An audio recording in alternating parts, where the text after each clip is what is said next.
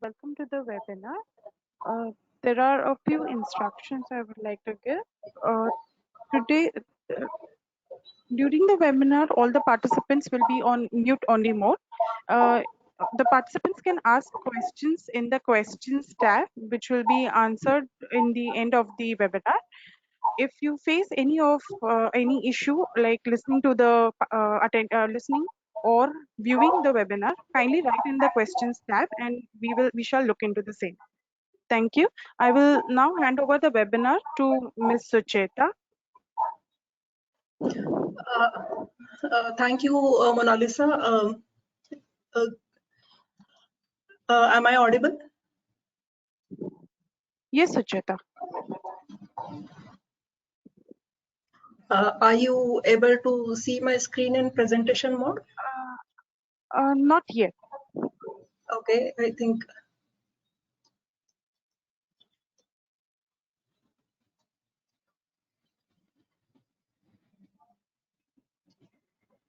Okay, how about now? Yes, Sucheta. Yes. Okay, all right. Thank you, Mona Lisa, and hello everyone. Thank you for taking time out for this discussion. Today's discussion is about DSCI's Data Privacy Framework. So to start with, since it's a data privacy framework, we would start with certain basics of data privacy. For some of you who would already have some experience in data privacy, it would be a refresher for you. We would also discuss certain data privacy related challenges and then go to this DSCI's privacy framework and let you know how this would help us in addressing those challenges. DSCI, the Data Security Council of India, also offers us a certification against based on this framework. So we would discuss benefits of this certification, how is it going to help you, and then finally how RiskPro can help the organizations with respect to this certificate, with respect to this framework implementation and certification. Before that, about DSCI, DSCI is Data Security Council of India. It's a not-for-profit industry body and which was set up by NASSCOM. So it engages with government and government agencies, regulators, as well as various industry sectors. So they keep on meeting, conducting various workshops with industry leaders to understand what could be the possible privacy specific challenges, what could be the challenges with respect to upcoming data protection bill in India, And then they provide the advocacy. They also work on capacity building and other industry outreach activities. So data privacy. So what do we mean by data privacy? To put it in simple terms, data privacy is right of individuals to have complete control over their personal data. So there are two key terms over here: personal data and complete control of by the individuals on their personal data. What is meant by personal data? So personal data could include your name, address, your location, online identifiers such as IP address. Regulations such as GDPR has included even IP address or any other online identifiers as part of personal data. There could be certain sensitive information such as health information. There could be income related information, cultural profile of the person. So all these elements can be considered, and many more elements can be considered as personal data. So organizations, where do they get their personal data from? One source is from their customers. Their customers, the data which they are processing on behalf of their customers. So that's end user or the customer's customers. There could be vendors, there could be employees. So organizations typically handles large set of personal data. Even a small organization handles a pretty large set of personal data. Now these organizations who decides purpose of collecting this personal data and means of processing. So why should the data be collected and how it should be processed? So those such organizations are called as data controllers. So some examples of data controllers are banks, telecom companies, e-commerce, e-governance organizations. The organizations which process the data on behalf of controller are called as data processors. So these could be IT service companies, companies where the processing is outsourced. So any organization who is processing the data on behalf of controller is called as a data processor. And the third and most important role within data privacy setup is data subject. So this is the person whose data has been processed. So it could be you and me. If I go to a bank and open an account, I would be a data subject and the bank would be the data controller. And what does processing mean? We keep on talking about processing. So controller is the one who decide means, purpose, and means of processing. So what does processing mean? So processing is any activity which is performed by the organization to give the services to the data subject. Processing could include collection of the data, access to the data, recording of the data, editing, modification of the data. So even organizing the data in a spreadsheet, even that could be called as processing. So various activities which we can perform with the data, all of them are considered as processing. Now, with that understanding, we would go to the other part of the data privacy's definition. So we spoke about what data privacy is all about. It's about giving complete control to the data subject about the personal data, about his or her personal data. We discussed what personal data is. Now, what is meant by complete control? Okay, so complete control is giving a data subject, giving a person a right to address various things. So right to the person would have questions like, what personal data about me is being captured? Where will my data be stored? How is it going to be stored? How long it will be stored? With whom my data will be shared? So if bank is collecting my data, whom would bank share it with? Any other service providers also? If yes, will I have choice to opt out from this sharing? Will I have choice to opt out from my data being collected? Will my data be secured? Will it be misused? Can it be misused? And whom should I contact just in case it is misused? Whom should I contact to resolve my complaints? So does the controller have a privacy office or a point of contact, a toll-free number where I can go and contact my complaint about the misuse of my data. So providing all these facilities to the data subject is giving the complete control on the data to the data subject. So data subject is the most important person over here. And as most of the data protection regulation, be it GDPR, be it CCPA, be it upcoming personal data protection bill in India, all of them, they focus a lot on how the control can be given on data subject. But that poses a lot of challenges for the organization. So what could be the challenges? There are a set of challenges which are related to complying to privacy principles. Privacy principles, there are a lot of privacy principles which are common across data protection regulations, irrespective of which country the data protection regulation is from. Grounds for processing. So that means what is the basis of processing the data? Is that basis lawful? Is that basis permitted by the regulation? Most of these regulations provide basis such as consent from the data subject to process the data, performance of the contract, data processing done under performance of the contract, or it could be legitimate interest of the organization. So deciding the ground of the processing, legitimate ground of the processing, it could be quite challenging, especially if we are not performing the data, processing the data based on performance of contract. That could be straightforward, but establishing legitimate interest or managing the consent could be quite challenging. So grounds of processing like lawful basis could be establishing lawful basis could be quite challenging for the organization. Another one is transparency. So what is transparency? Transparency is letting data subject know about why we are collecting data, what are we going to do with that data, whom are we going to share with that data with, all the points which we discussed in previous slides. So it could be established through privacy notice, but all these data protection regulation talk about privacy notice. It has to be simple, it has to cover certain set of details, it has to be easily understood, it has to be concise. So achieving all these requirements, meeting all these requirements through transparency through a privacy notice could be quite challenging.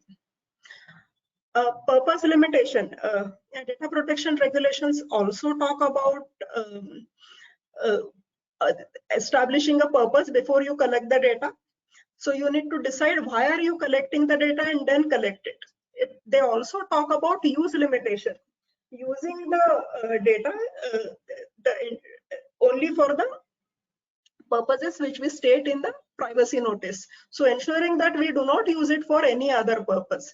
Similarly, data minimization or collection limitation. That means that whatever data we collect, it should be aligned with whatever purpose we established. So establishing the link between the purposes for which we want to collect the data which we collect based on the purpose, and data which the usage of the data which we have collected.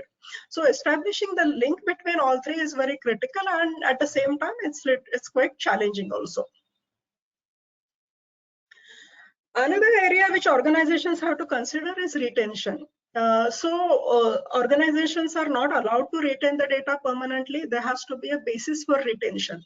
And what could that basis be? That basis could be contractual requirements, that basis could be regulatory requirements, that basis could be certain legal requirements based on which country the data the subject belong to, or which country the data is being processed to.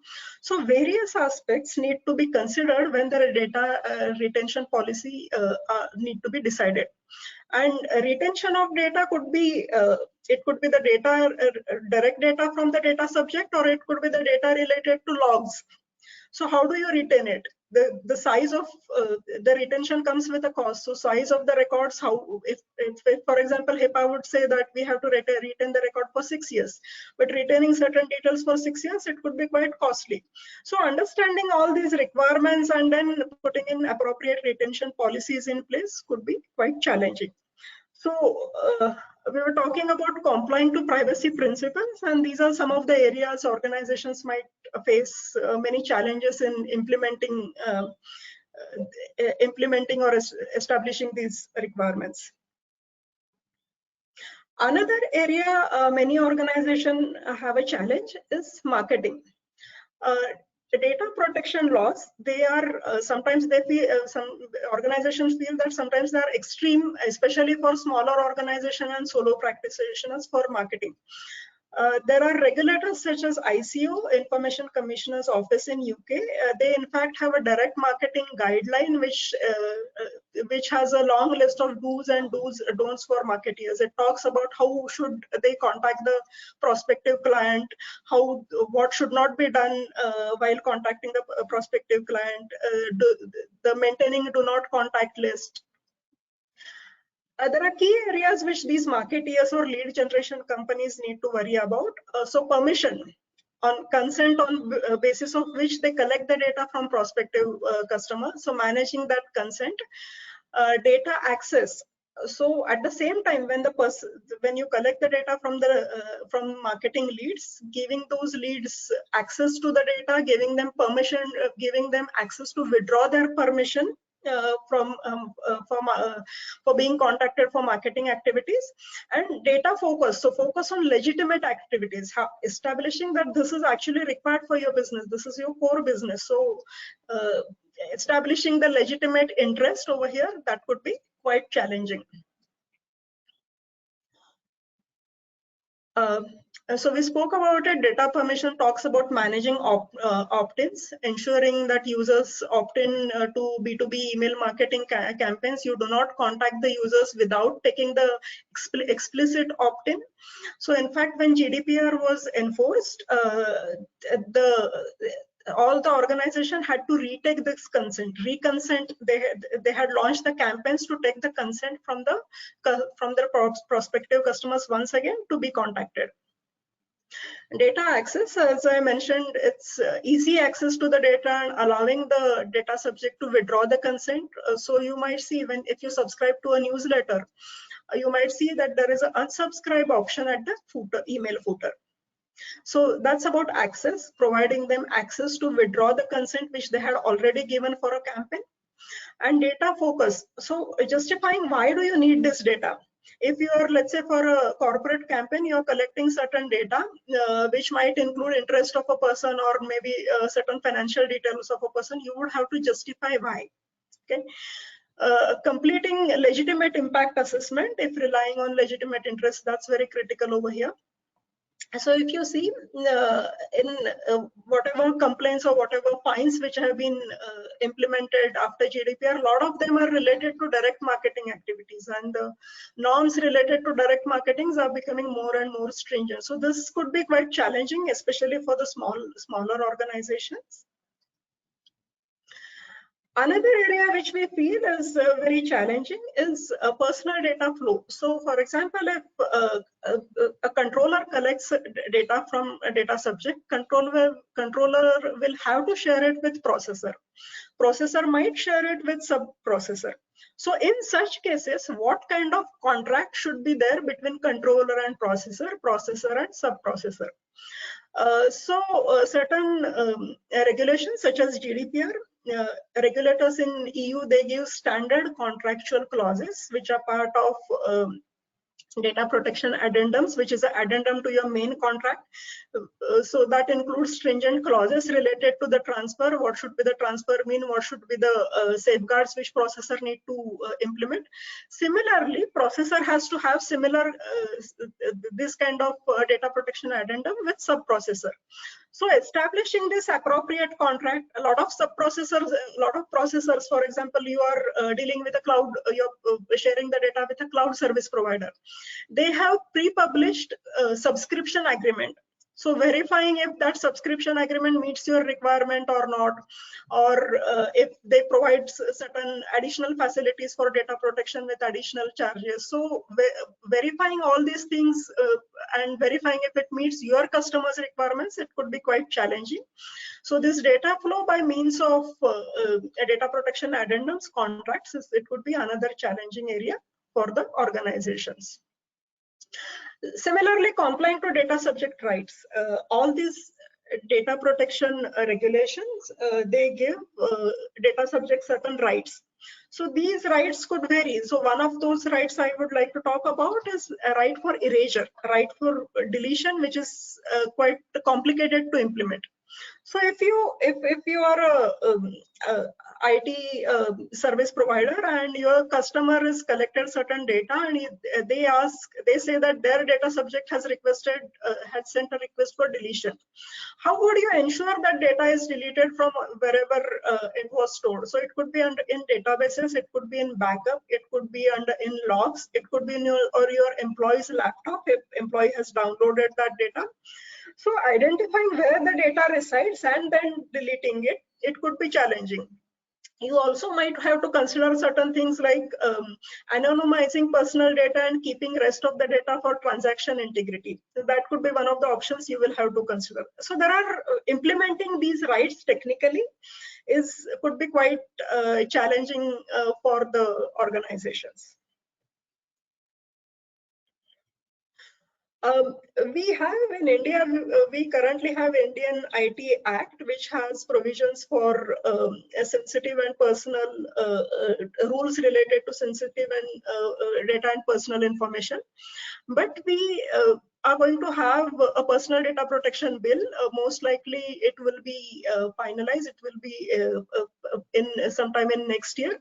But the draft bill is already released and it's with Joint Parliamentary Committee for the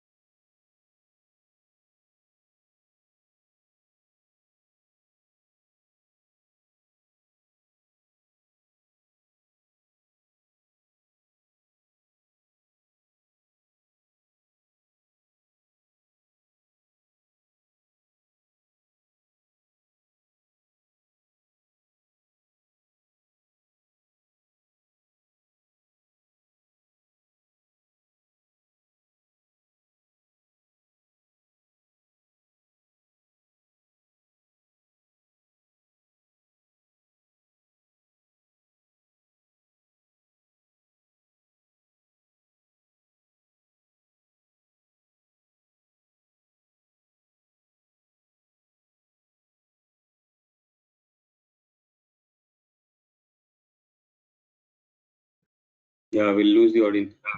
Hello.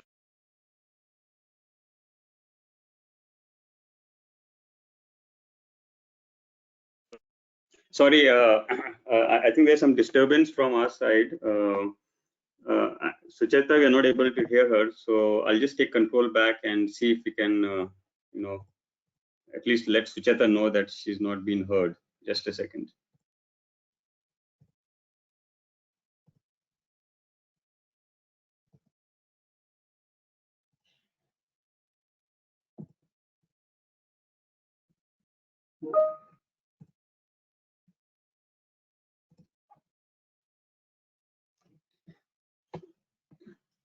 Okay, so Sucheta, I think you can try to connect in again and go over the points that you were.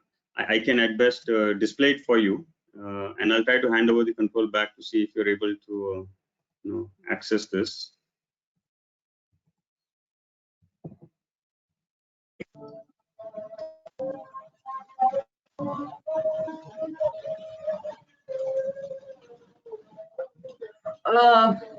Am I audible, Manoj?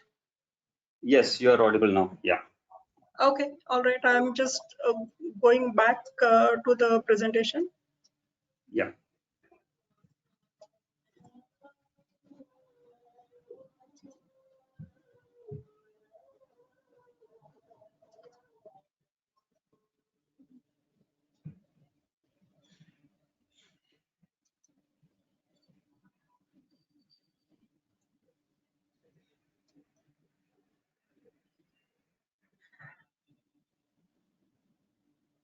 I was talking about the information usage and access. So probably that's when you lost me.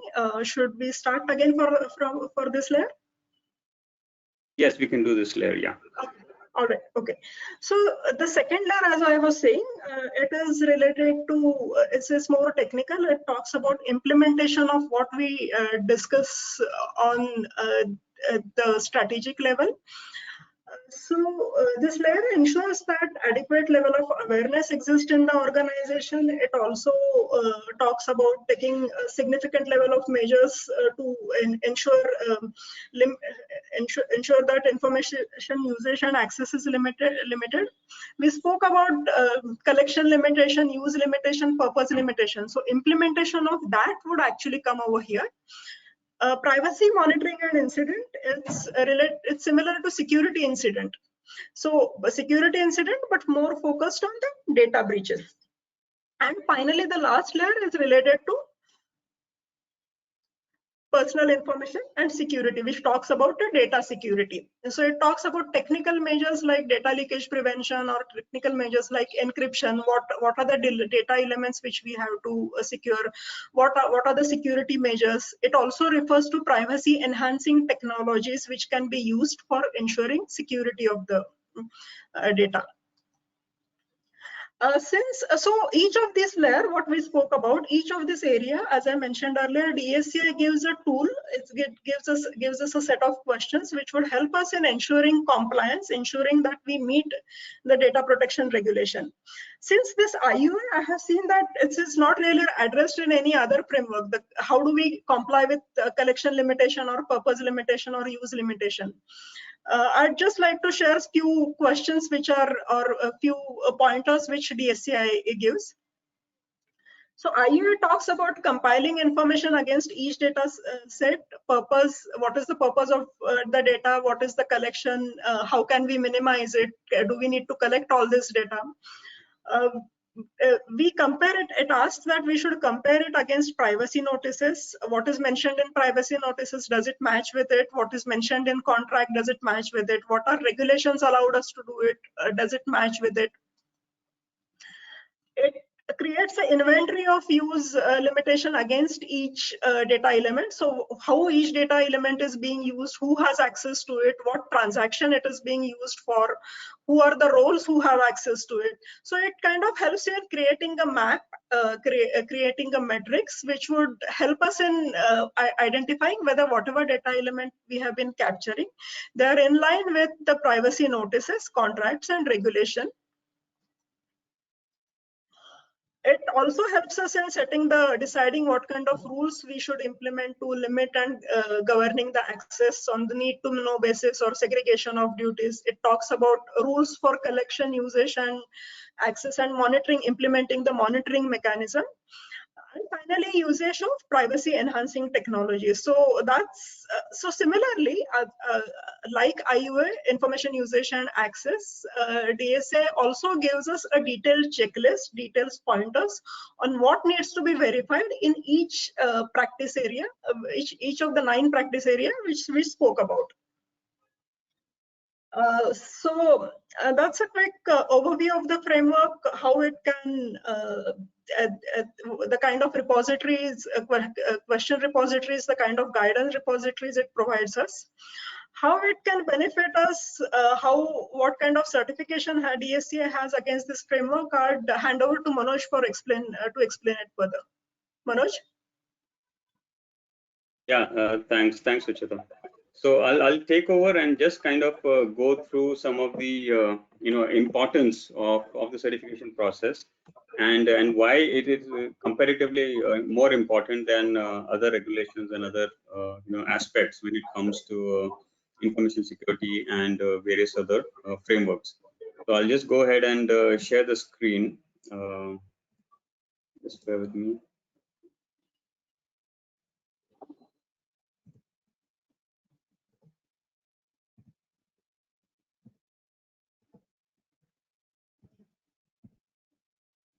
Okay, so I think you should be able to see my screen. Yes, you can see my screen. So I just want to again go over this slide in case some of us have missed this information as Sucheta was on, basically the audio was lost for momentarily. So how is this different from, say, we can talk about GDPR, we can talk about other global regulations. So one view we can take from this is that ultimately every framework in the world, every kind of approach that has been adopted are essentially capturing the same set of information, but in different building blocks. GDPR would have 6 privacy principles. DSCI Privacy Framework has 9 components, and many of them ultimately touch upon core areas like information security, which is at the top. Then the other elements being how data has been used, how data is accessed, how data is stored. The same goes for Singapore-based regulation, and for Australia, California, Brazil, Canada, and all those countries. So really, when we adopt any framework, whether it be from DSCI or whether it is from any other regulations, we are more or less aligning ourselves to 60 to 80% of the compliance requirements of any global data protection regulation. And this is where we believe that it's a good framework to adopt to. It is simple in a sense to understand and implement the controls necessary for this. So I'll kind of move on to another point which I had, and this is why get certified. So we have heard of information security, ISO 27000, and companies complying and certifying to that. We have not heard so many companies rushing towards privacy certifications and privacy standards. So the question is, why do we need to get certified? Is the core question. Well, I have 4 points on this. First of all, you might be aware, or at least you will be aware now, that cross-border transfers to third countries or international countries, at least under GDPR, is only permitted to certain types of countries and certain types of elements in place, which they call it as adequacy measures.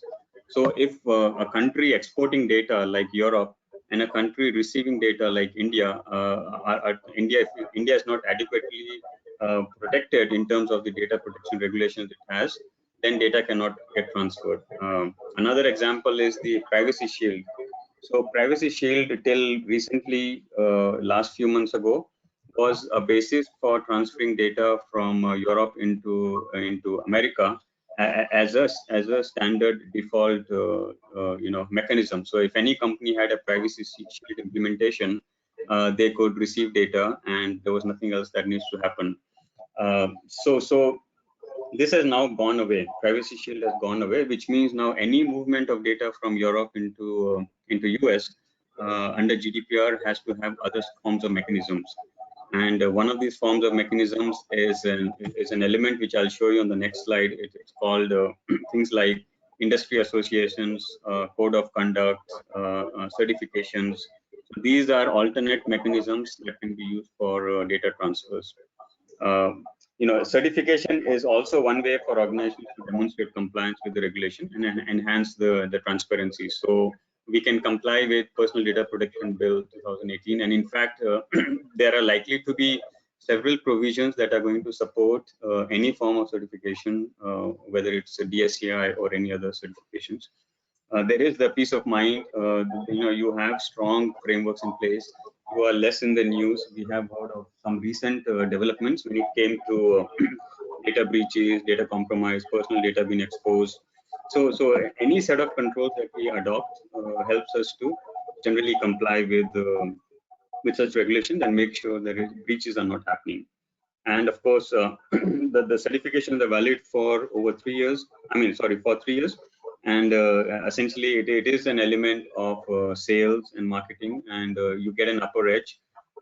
In fact, our experience has been as a consulting firm that many people approach us for privacy consulting at a point when their RFP says, they need to have this in document signed, or they need to sign a DPA. So at that point, they come to us. Essentially, it's at the sales stage. So every company from India selling abroad at some point will be restricted by a privacy certification or a privacy framework that is required. So when I was taking the example of like cross-border transfer, so without complicating this on the slide too much, essentially what we are going to see is how GDPR ensures that their data does not leave European Union. They say that if you can meet any of these 3 conditions or 4 conditions, then the data can move. Condition 1 being, if you are a country within this first box. Condition 2 being, if I have given adequacy decision on a certain set of countries like Switzerland, Israel, Jersey, New Zealand, and all that. And up till June, July, European US Privacy Shield was also part of that adequacy decision. Data could have freely moved from Europe into US. Now that has been deleted. The third condition is that if you meet any of these 6, 7 boxes, and the fourth condition is if the user himself or herself gives explicit consent, or if there is other derogations. So without getting into complexity, the point that we want to bring out here is cross-border transfers, whether it's for under GDPR or even under our Indian regulations, there are elements of data localization, cross-border movement, what can be stored outside, what can be processed outside. Ultimately, with different regulations around the world, bringing up different elements of compliance requirements, one thing that stays common is this yellow box kind of thing. There will be codes of conduct that would have been established by industry association, your NASSCOMs, your DSCI, or any other local bodies of different countries. The industries would get together and create a baseline control framework that says that any telecom company should do this, any banking company should do this, any IT company should do that. So once those associations come together and put together a stringent set of controls, then the regulators will try to say, okay, why don't we adopt these industries associations controls? They're very good. So we will now give them an approval to essentially comply, or we'll give them a blanket approval to do certain things. So this is an area which is going to pick up a lot of pace, code of conduct, industry association. And this, of course, the one below that is a certification process. So if any of these 2 boxes are complied, data transfer is possible. Likewise, across the whole regulation, there will be various points about, are we complying? Do we have a certification? Do we align to, say, DSCI framework or NASSCOM's, industry association pointers?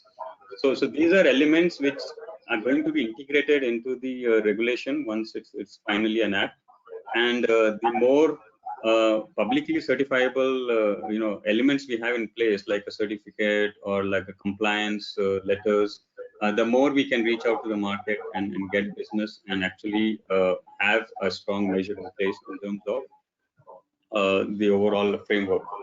So our points essentially here or support would be that we can take up these certifications. We are one of the 3 DSCI assessment bodies organizations, and we can help companies. And whether it be small or large, I think if today is not the right time, the next few months later definitely is the right time for companies to consider privacy, just like how they have considered the ISO framework. And then that really can strengthen the sales process for those companies.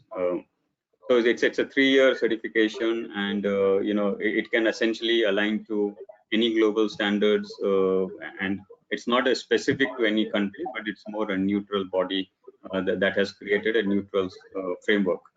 So this is an external assessment that we can do and get a DSCI DPF certification, which is basically covering the privacy framework. Also, we have like a quick self-assessment tool, and I'll just kind of let me just see if I can get this going. Yeah.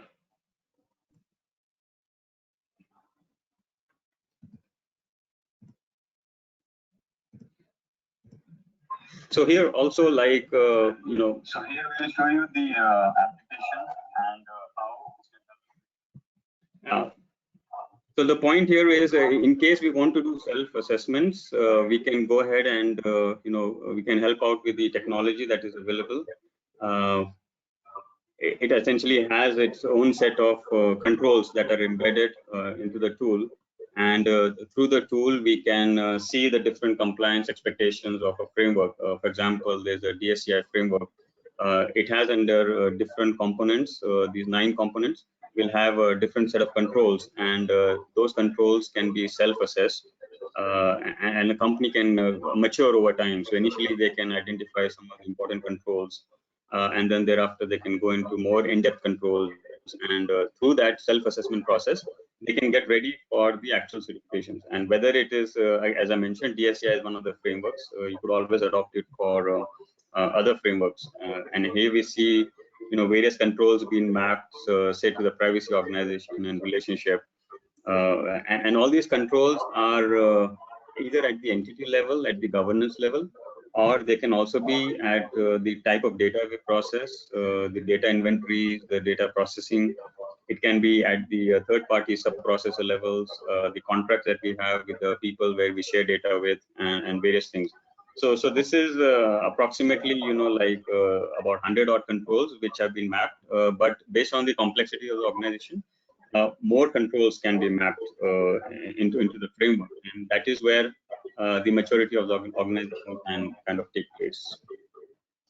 So this is one element in terms of how Wipro can help out on the privacy side of it.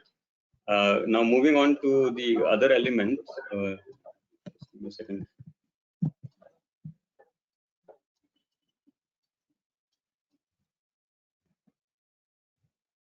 Yeah.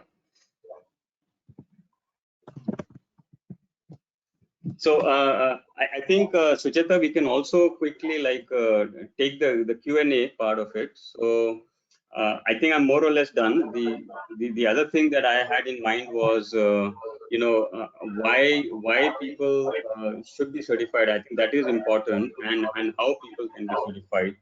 Apart from the fact that if they have any technical questions with respect to DSCI framework, for example. So we'll open it up for any questions, and let's take it forward. If there are any specific questions we have, we can address that.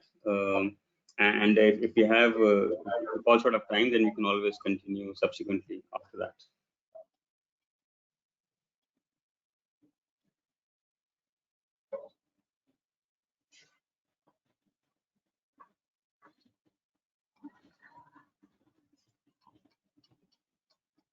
Sure. So I see some questions related to data protection bill in India. When is it going to roll out? Why is it delayed? So it's probably delayed. It's as I mentioned, it's under with the Joint Parliamentary Committee for the discussion, and it is likely to be rolled out in next year, mid next year. I also see the question related to DSCI certification. How is it comparable with ISO 27701? So I think we have already addressed this particular framework actually gives you much more details on implementation part, how to address certain requirements related to privacy, such as information usage, collecting the information, limiting the collection of the information, or limiting the purposes. Whereas ISO will give you the framework of privacy information management system. It's basically a management system framework where this DSCI framework would go into technical details of the implementation. Any other questions do you see, Mona Lisa, Manoj? Not specifically. So I think one of the points that will come up for many companies is going to be the fact that, like you just mentioned about comparing to other standards. So there is always a debate in terms of should we go for like 27701 versus DSCI certification. So the point here that we can let the audience know is that it really depends how the ultimate regulation comes up and what kind of positive benefits are provided for local regulations, local certifications, or the industry bodies, like the box that I had mentioned.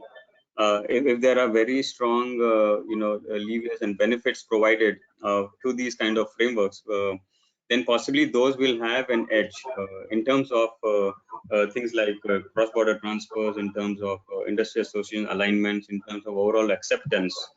And of course, the ISO itself will also have its own importance because it is more global and it is globally recognized.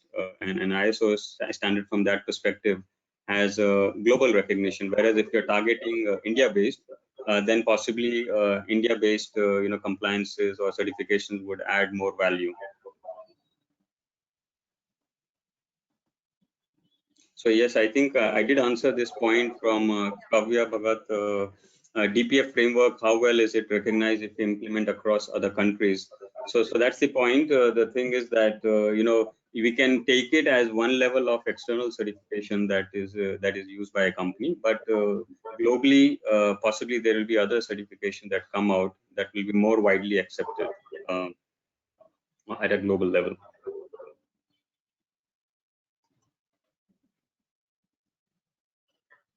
There is a question about how many customers are certified with DSCI certification. Right. So I believe, Manoj, we are aware about a couple of customers which DSCI informed, telecom organizations who are certified with certain scope for this. Yeah. So this is the new framework in India. This is the new overall approach. The DPF framework as well as the whole India Data Protection Bill. It is evolving. So the momentum has to be built. One of the things that is going to come out and which I think is going to be unique is the fact that product-based compliances. So if you have a software product, if you have a SaaS-based platform and application, and you want to ensure that this application is compliant to the data protection regulations, then essentially what will happen is we are able to showcase this to the world through a set of certification process that yes, our product is data protection compliant, and that will start selling your applications in a big way. So that those kind of things are picking up, but yes, as of now, it is a slow process that is evolving.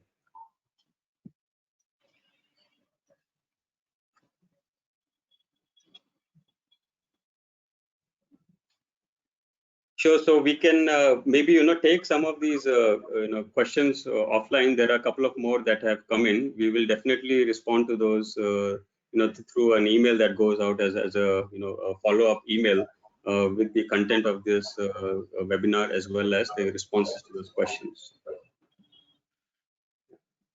Okay. Thank you, Sucheta, for the session. Thank you all. Thank you all for participating. Thank you very much. Thank you.